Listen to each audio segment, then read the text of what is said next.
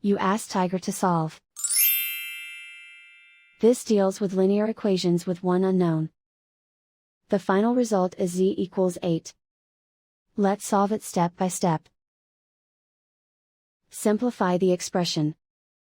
Expand the parentheses. Multiply the coefficients.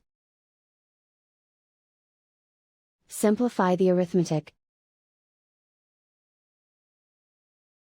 Group all constants on the right side of the equation. Subtract 18 from both sides. Simplify the arithmetic.